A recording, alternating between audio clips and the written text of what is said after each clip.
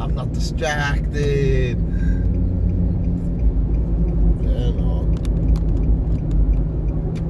John, they see me rocking and rolling. They see me rocking and rolling.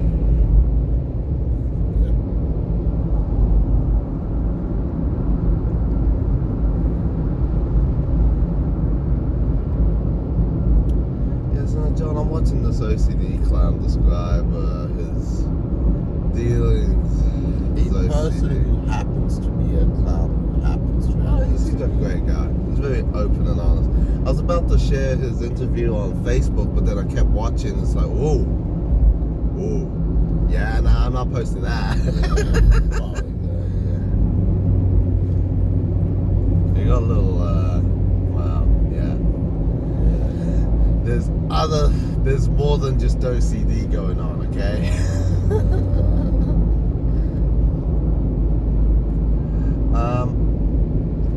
My heart just went out to the guy. It's like, I remember all those little sort of intrusive thoughts when I was growing up. There's like a tale that's just something that happens. Yeah, because his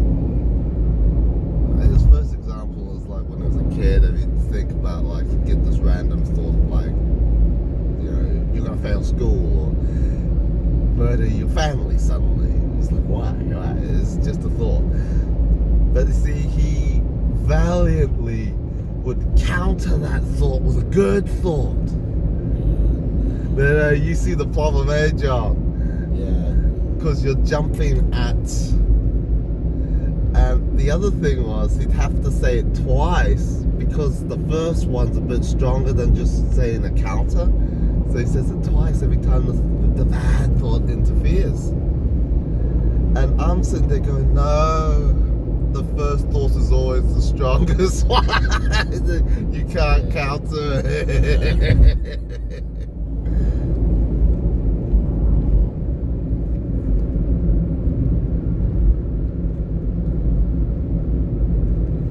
They see me rocking, rolling. They see me rocking, rolling. Oh God, I should change my shirt.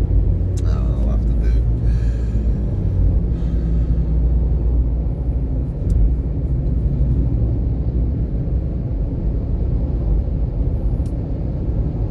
Well, we're gonna have an exciting day at a historical village in Howick. Yeah, maybe visit Jamie. We'll see if that house looks open. Maybe visit Kate on the way back. Hopefully she'll be out. And we can just say we dropped by. Because yeah, she's very busy as Kate.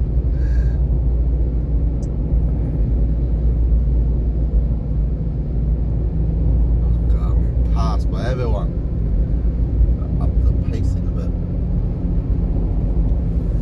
Oh God, I'll never forget this intersection, John. I bought Veronica, got her driving the motorway.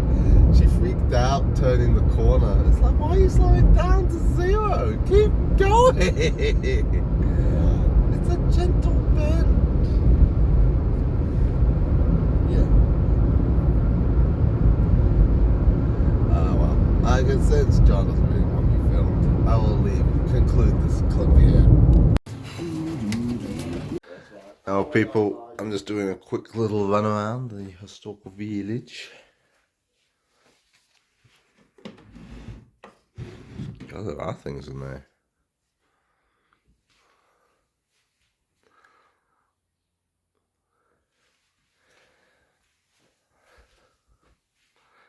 And lots of books. It's a good display. John made me laugh. We're in the Howick Historic Courthouse. Thursday only. Thursdays only. Oh, I like this. Drunkenness was the most common court case in Howick. Stealing firewood was the next most common offence. This courthouse is probably New Zealand's oldest administrative building, built in 1848. It's pretty sizable, I must say. I love how older places had like high ceilings. Yeah, they did. They know why. Oh, we've got another customer. Yeah, I can definitely see why that got left out. Why does it say 1:30 a.m.? Oh, that's P.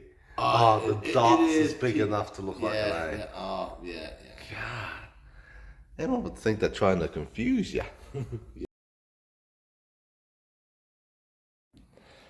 Yeah. Pendleton's millstone. I guess that made a lot of bread back in the day. Whoa, windmill. Imagine that.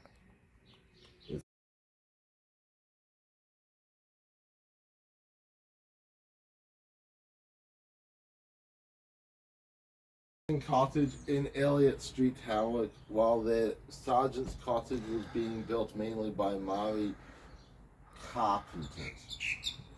In 1852, Anne walked over Howick and Pakuranga with a spade testing. 4th of May 1887, followed by Anne, aged 83 in 1889, aged 73 in 1889. They are buried in the Catholic churchyard, Picton Street, Howick. Oh, Yeah, I know the church. Yeah. Oh, yeah. So he went out on a bender for 2 days, came back home to his wife throwing every piece. She threw every piece of china they had at him. No, people were hardcore back then. My God. Can you imagine being so annoyed at someone you took every plate out of the cupboard and threw it out there? Yeah. Oh. Anyway, I'd like to mention this mat. Turns out this is a very Auckland thing, these historic sort of mats. Looks kind of messy, eh? But apparently they were all the rage. No, don't read that. Wilder has a giant strength, but 'tis tyrannous to me it as a giant. What? God, I am. Now use the great power of the press as a tell- giant is precisely what bad men will do and precisely what good men will not do. In their hands the press is a power to civilize, not brutify, to liberate, not oppress, to teach men the truth, which alone shall set them free, not perpetuate innumerable forms of error, old as they are odious, and odious as they are old. Deeply impressed with these convictions. Is this like Michael Laws back then? I don't know. I seen it some sort of editorial article, but It reads like an editorial. yeah, and it carries on to the next class, and it speaks of Aristophanes. Every class was classic. called the just, and of whom Aristophanes said, "To do and not to seem is this man's maxim. His mind reposes on its proper wisdom and wants no other praise. It would so be wrong to lead them into temptation, but our rulers are not like Aristides. We do not speak of Poland as just Poland, or Miriam as honest Miriam, or of Williamson as the blood-red, incorruptible William Sonny.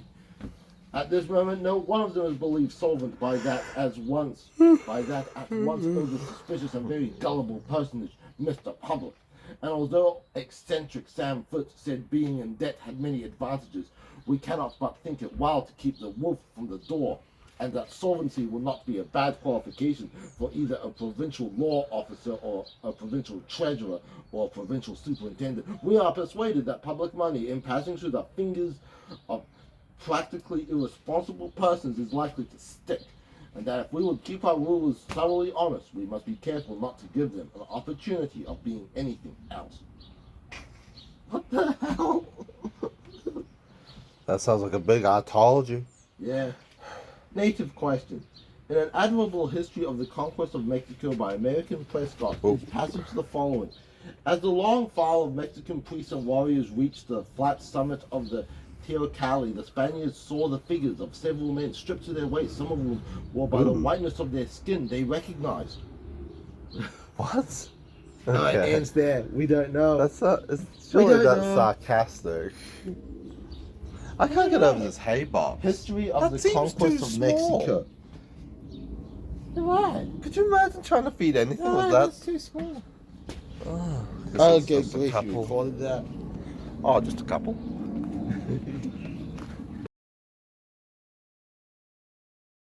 John, I dare you to pick up the ball and chain. You can do it, man. I've already picked it up myself.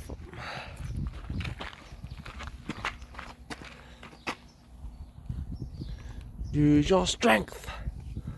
Actually, pick it up from the chain. It's easier. Cheetah. Is that as high as you go? Here, hold this. No. Hold this. I want to pick it up. I'm not ready. Okay.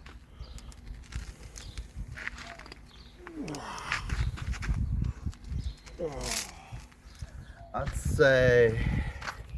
How much would you say that is? Well, it's more Maybe than 30? So it's over 10. So Oh no, that is well over 10. That feels more like, I want to say 50?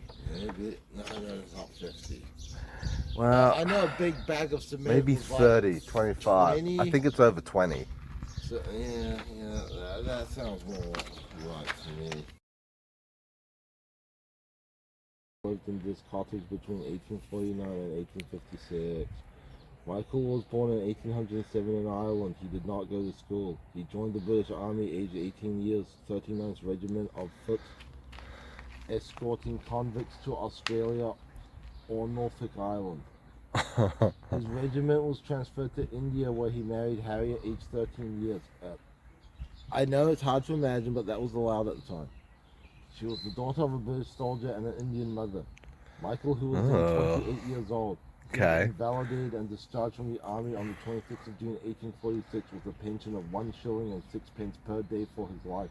Whoa! Michael and his family returned to Ireland during the disastrous Irish potato famine. They sailed from Calway Island in the Clifton with the Royal New Zealand Fencible Corps, for Auckland arriving after 120 days on the 23rd of January 1848. They sailed at Panmure. His military record states his conduct was very good except for one demeanor for which he received 500 lashes, enough to kill many men. Whoa! For selling grog to local Indians. Oh. Michael and his family lived in a 500 lashes! An ordeal that would kill a weaker man! Oh my god! I'm saying it. They did it because it was Irish. Michael and his family lived in a Raupo. I don't know what that word is. Raupo? Cottage? Raupo? Cottage. While this cottage was being built, he was editor of the Pensioners' Gazette, but after 13 issues, publication was banned for criticizing the governor, Sir George Grey. Oh wow! Sergeant Ford sold this cottage in 1856 and his Panmure allotments at the end of his 7 years term of service. They moved to Australia, where Michael became a policeman. Oh, good man. While escorting a gold convoy, he was ambushed and killed in 1866. Ooh, not so good. In 1865, this cottage was sold to the Anglican Church as the church school was next door. The cottage became the schoolmaster's home. Nice. Number 5 on British brochure, village brochure. Oh, very charming. Sorry to hear that, Mr. Michael. Sorry to hear that, Officer Michael Ford. God, they sound like a hard type back then, eh? Oh, he got killed off in Australia. Oh, gosh. Oh, wow, you know, Aussies. Whoa, this is clearly... Oh, God, there's an upstairs. By Alan Peterson, Howick of Development. Uncle, eh? That was really... Well, how many Alan Petersons do you know? Oh, what? Really? No. It's gotta be somebody else. Must be. I think he'd mention it if he donated an entire cottage. I think he'd mention it. Somebody else. But it's the correct spelling as well. Peterson's actually quite a rare name. Yeah. The survey was originally chapel type furniture upstairs. Oh no. This is an empty picture frame, John. There's nothing in it. Oh yeah. Just the wallpaper underneath. Another copy of the New Zealander. Oh yeah, the New Zealand Herald hadn't started up Oh, yet. right, India. Yeah. God, it's like they ripped off all the wallpaper for this place. What candlestick making? Yeah. They ripped off all the wallpaper. Do 19th not. century wallpapers do not touch. Yeah. Yeah. You can't make out much about the wallpaper, eh? Oh, God, we're a little doll baby. Don't There's worry, it's a that doll. matte, there's that matte Yes. style. Yes. Another matte style. Charming bed. Imagine having this as your home, John. Oh, yeah, but it's in a somewhat ruined state, so it's not real. To be fair, yeah. It's a not bit really- unfortunate having to keep things in such a state, but yeah. What can we do? The wallpaper's historical.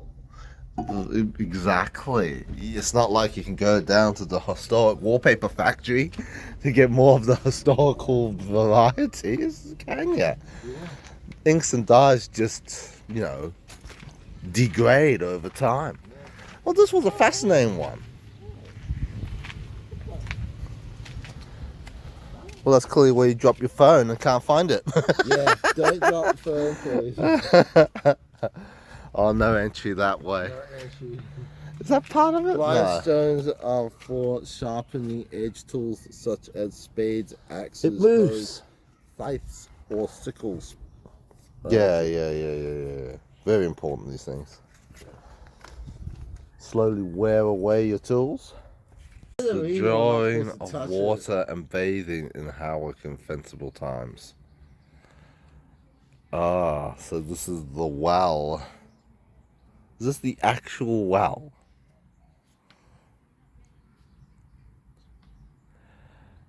Yeah, no, I don't feel like we Leaving Galway, 26 September 1847.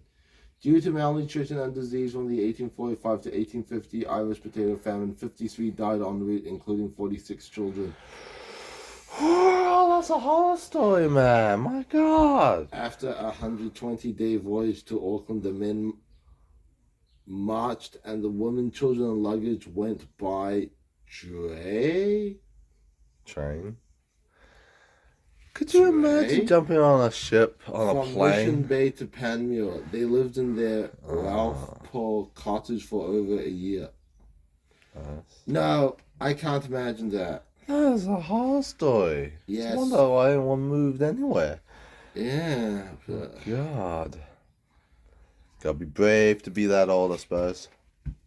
John received a pension of 9 pence a day for his life, paid 4 times a year. He retired from the army after over 22 years' service in the 14th and 4th Dragoons Regiment, including 20 years in India, having good and industrious habits. John worked as a labourer for the government for the first year at 1 shilling and 6 pence, then for local farmers. He also bought 2 acres on the Auckland Road. Mary Brady was a devout member of St. Patrick's Roman Catholic Church. Margaret, their daughter, married Corporal Patrick Gillelly of the 58th Regiment in 1853. He came from Boyle in Ireland. Mary died in 1869, aged 67, and John 1874, aged 71 years. Life expectancy in New Zealand was almost double of those left behind in Ireland. Almost double, eh? Yeah.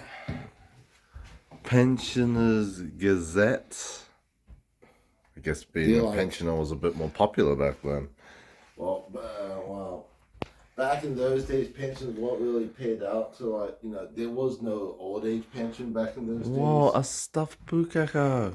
Oh, I suppose it's better than roadkill.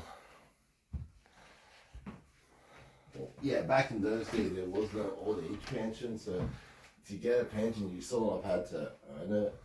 Oh, you have to have the right sort of job. Yeah.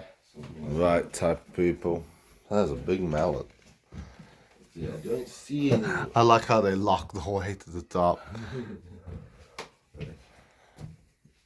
Quick, John, what's the book by the bed? The spine on the side's gone, so I can't check. I can't see. there's a I'd couple have to books in the open bookshelf. it, but I'm not willing to do that. You can do it, John.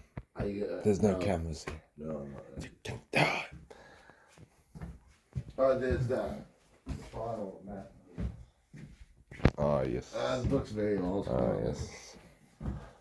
Another millstone. No, I think that's it for this house. Another mat. Daniel, there's a baby doll in the crib. Oh, I know. Ah. They get a bit kind of creepy. That was creepy.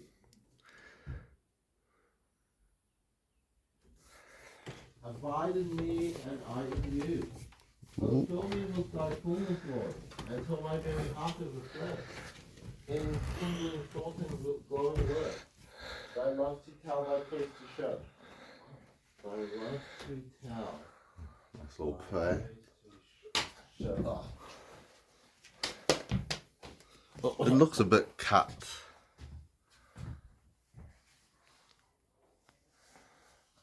Well, I guess that's this house done. What's this? Lipscomb and Co. Patentees, London. Yeah. You see, this is no wonder we have a housing crisis. Cause look at the quality of this, man. You wouldn't be able to build a house like this now. Yeah, exactly. So now it's how to make a house.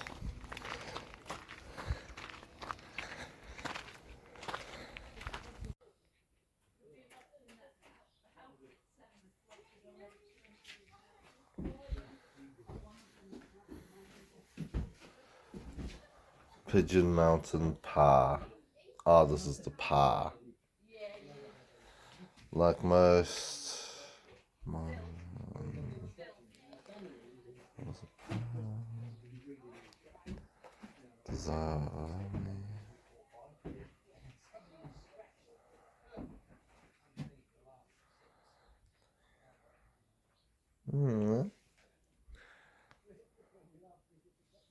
Home to Private Bartholomew Maher. Whoa, that aerial photo is taken back in 72. It's completely empty. That's Pigeon Mountain. Yeah.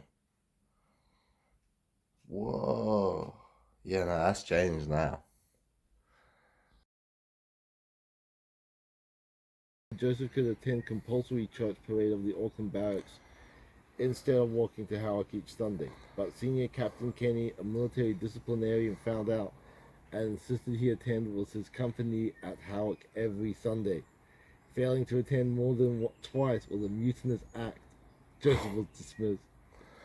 Joseph's pension stopped. He lost his cottage and acre allotment. Oh, that's a bit harsh. The passage from Britain for him and his family. He repaid the passage from Britain for him and his family. This was harsh military punishment. Years later, he appealed the decision and was awarded 120 acres in South Auckland as compensation. Nice. Joseph was a prominent member of the Salvation Army. His son, Henry Sims, was a sergeant major in the Auckland Police. Yeah, no, they did him dirty, man. In memorandum of your charity, pray for the repose of the soul of Mary, the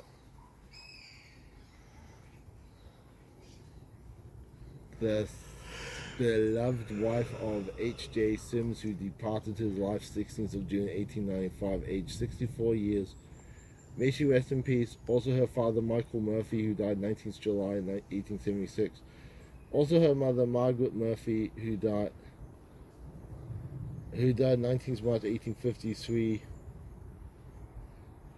Erected by her affectionate husband and family. Also her husband, Henry J. Sims, who died October 23rd, 1907.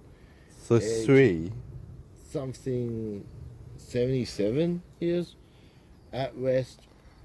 Interned at Simon Street. What? Interned at Simon Street? Auckland. Yeah, I don't know, man. I think this is a memorial that makes me suspect the grave isn't actually here. Yeah, that sounds I don't know. hard to say, I but don't know. yeah, yeah. See, the part for Frank Ashby passed away 2002. I must have donated a bit of something to help keep this all going. Yeah, something. Yeah, that's what That. there was this Congress in Vienna. I think it was around 1878, and that was when the Europeans decided to divide up Africa. Before then, yeah, it was like that. Oh, The but Europeans just settled. that was on all coastal Belgium's areas. fault, wasn't it? Yeah, well, yeah. King Leopold or whatever He managed to decided. seize control of the Congo. And then everybody, So it's like, all the other Europeans were like, we need to get in on this. We need to get in on this while we can, guys. And then, this must be before 1878. Nice. Of course, these little isles make it confusing. They're actually all separate countries, but we tend to treat it as Great Britain. England, of course, is the annoying one that sort of dominates everyone else. Scotland's the charming one that we can't understand. The Irish drink. And Wales have a long name. Yeah. A world superpower. Yeah. Before World War One, as you can see. I like Isle Man.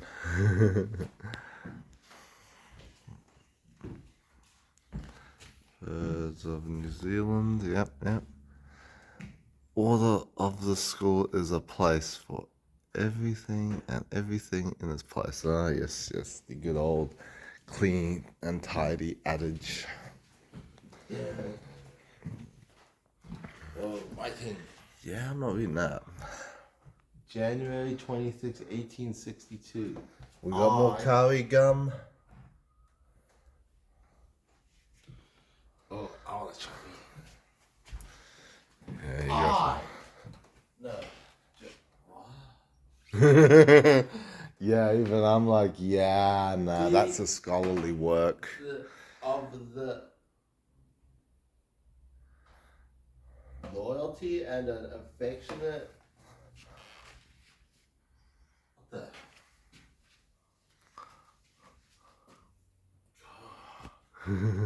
Well, it's been photocopied as well, so you're gonna be struggling to decipher that. That is unreadable. Yeah, love it's gotta be inferred. It's not entirely the writer's fault. It's that it's been photocopied. Hey, look at all the etchings in this one. This was the popular one, clearly. School desk from Auckland Grammar School, used 1930-1960. Ah, so this is from, that is locked. That is not coming up. Now I gotta test everything. From the Diocesan School for Girls, 1903. Whoa, somebody, good grief. I don't know, I find the tagging kind of charming. Wait, who got married? A lot of hearts in this one. St. Mary's College, Ponsonby. Yeah, a lot of hearts in there. I didn't learn about any other kind of tags though.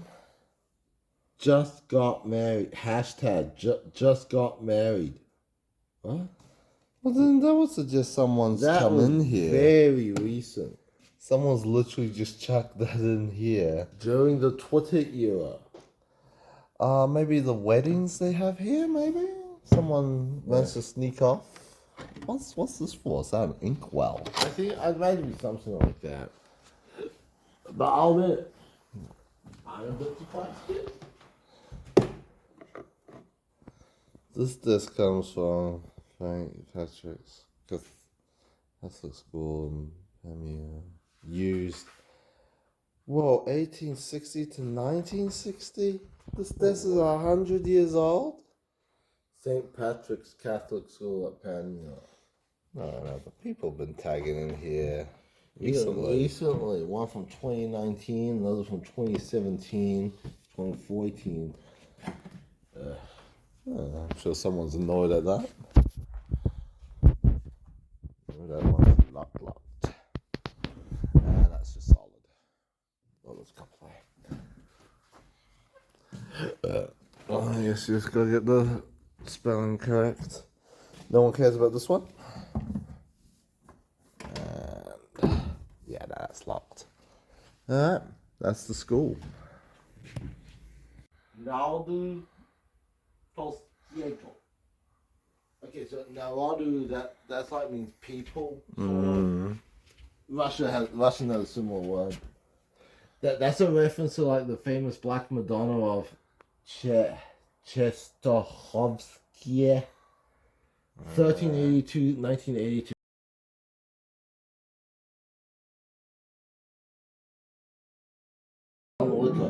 Without success, as there was already the popular Royal Hotel near Howick Beach.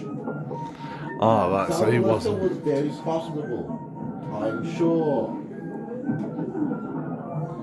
Oh, look at that. 2 sips makes 1 glass, 2 glasses makes 1 pint makes 1 bottle makes 1 sick.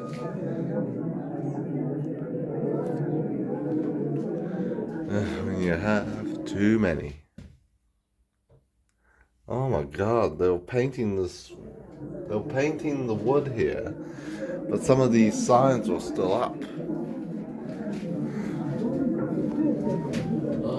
Died of nervous exhaustion in 1862, age 54. That sounds like a bit of a catch-all. Yeah, because back in those days. No spitting. No credit. Photography race is postponed until the 14th February. Yeah, there's no credit because they're not getting paid.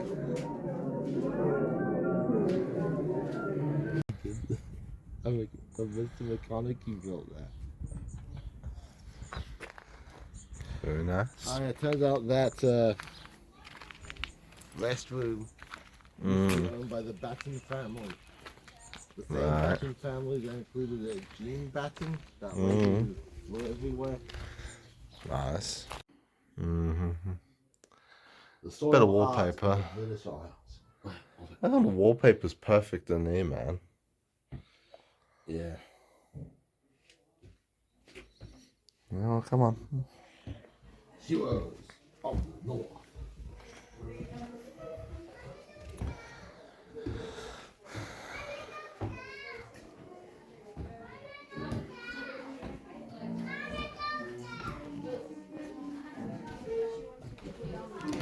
Sounds like a kid's found the piano.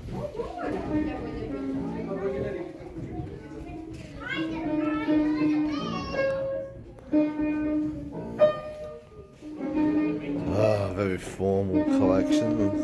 Shakespeare's We got that. centenary sketches of New Zealand Methodism.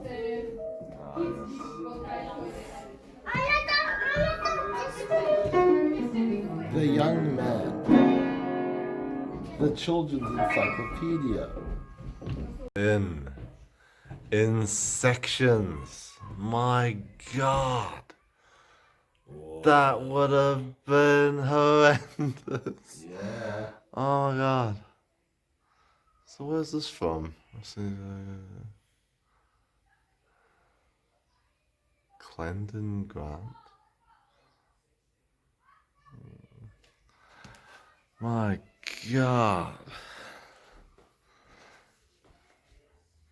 I think this historical village might be very rich, John. They seem to be able to throw their money at things. This is a proper piano.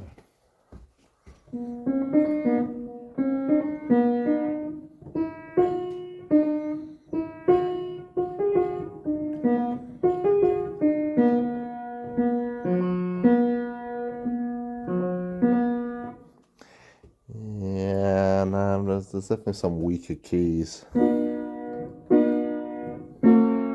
Those tuned.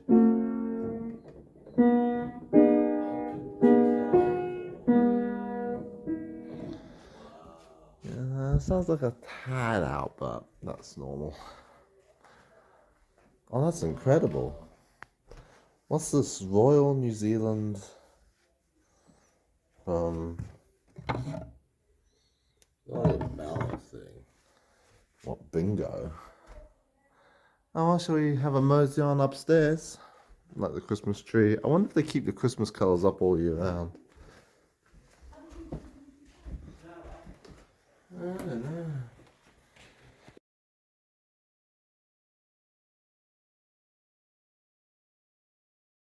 She will fall in love with the first guy she sees, but instead she ended up drinking it early and she fell in love with the Knight Tristan and so they ended up falling in love. Oh, this is oh yeah, King Henry, King Arthur stuff. Yeah. Yeah, I think they eventually get killed eventually. Yeah, this time we'll leave it. Wow. Okay, so I'm on. It's okay. We'll just come back on. Yeah, it's all good. We'll just come back then. Just come back on.